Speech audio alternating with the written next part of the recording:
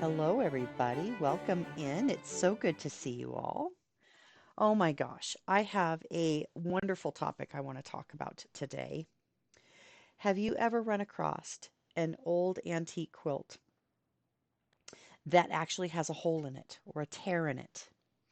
And maybe it's at a garage sale, maybe it's at an estate sale, and you can't bring yourself to pick it up because it's damaged and you have no idea about how to go about fixing it.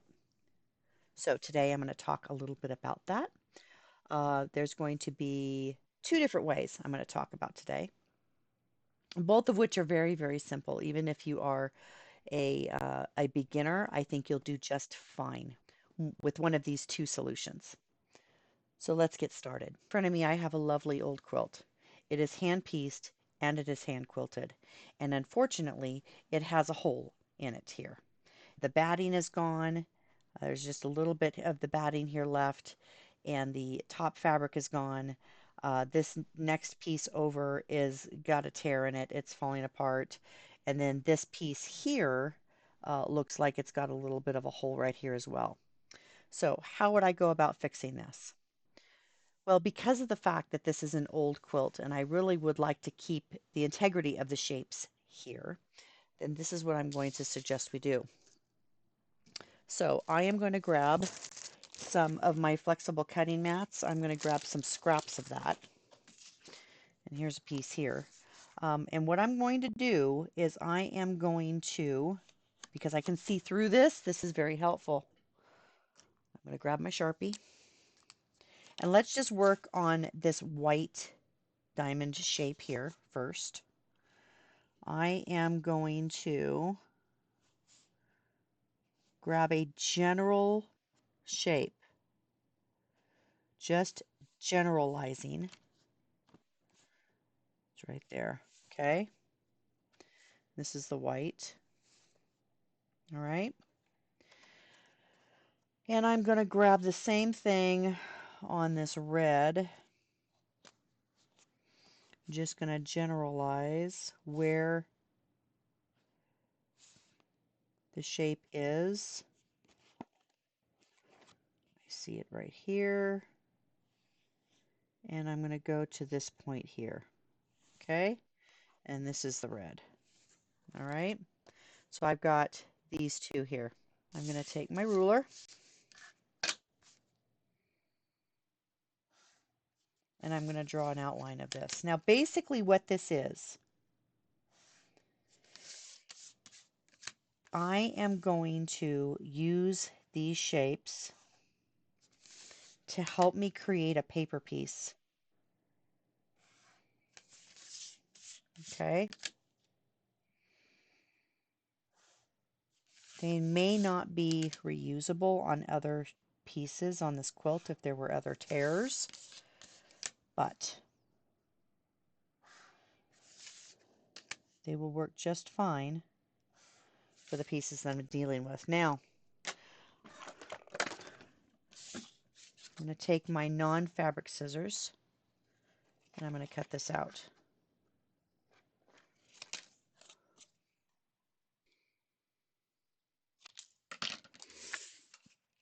Okay. Now what I'm going to do is I'm going to take my Reynolds freezer paper, the plastic coated on one side with freezer paper. I'm going to take a piece of that and I am going to draw a line. Just going to use my pencil here on the shiny side. I'm going to draw a line around my shape. This is the white one. Let me cut this one out first.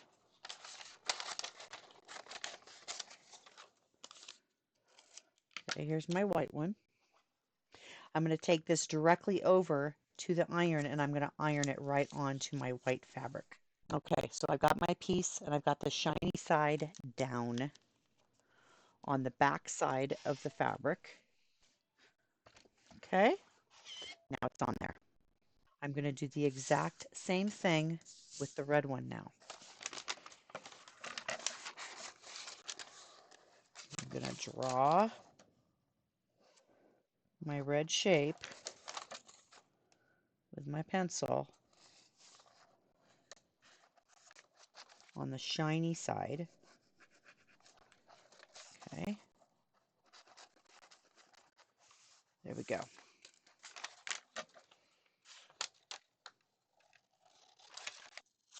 Okay. I'm going to take this and iron it on to my red fabric. All right, so we have these two pieces here. I am going to cut this out and make sure that I have at least 1/4 of an inch around all 4 sides. Okay, so now these are the pieces I have. Let me go ahead and get that guy off of there. Let me fix this guy up here.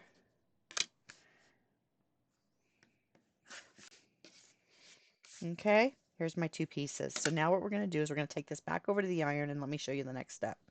Okay, so now what we're going to do is we're going to take our shape and we are going to fold this fabric over the edge of those papers. Okay, there we go. Now it's nice and flat. I'm going to take this paper off now.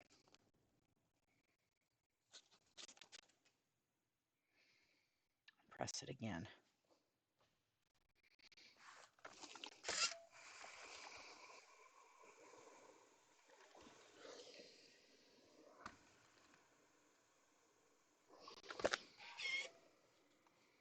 Let's do it this one.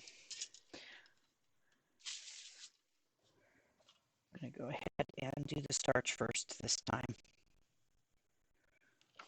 Take the paper out.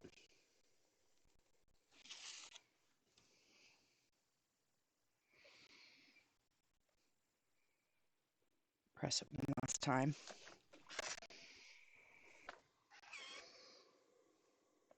So now what I'm going to do is I am going to see how the fit looks.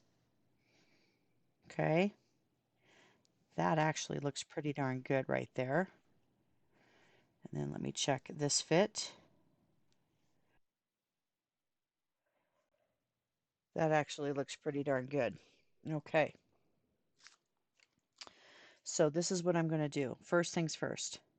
First, let's go ahead and fix this piece here. And I think what I'm going to do is I am going to very carefully just trim this up a little bit more so I can get to the batting here. I want to make sure that that batting is trimmed away real nice.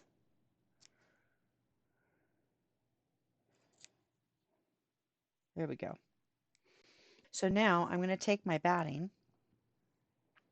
and I am going to start trimming this away so that it fits the shape that I need. I'm going to go down that way a little bit. And I'm going to make this much bigger than it needs to be. Okay? And I'm going to just keep working this until I've got the shape I want. I'm going to take my shape of batting and my shape of fabric. And the first thing I'm going to do is I'm going to kind of tuck this underneath. And I'm going to whip stitch this into place.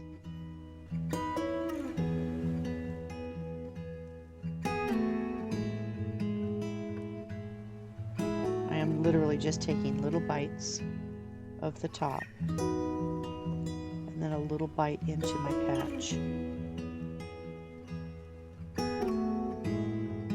Now this is as far as I can go on this bit without getting my next patch.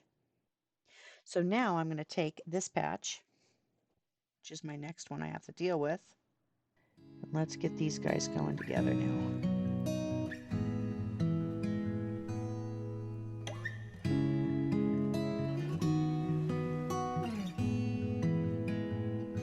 And then I'm going to continue to sew down the white patch.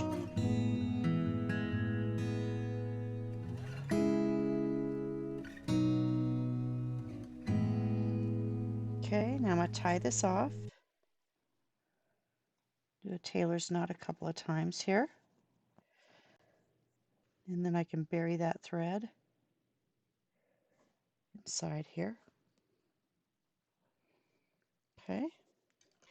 Let's go ahead and get this red patch sewn down now.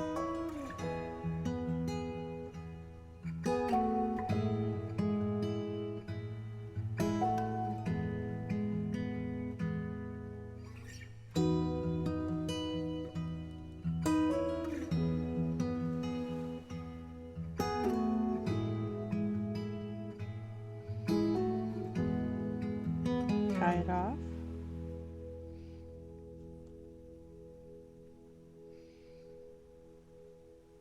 Okay. And then you can bury that tail right inside there. Okay.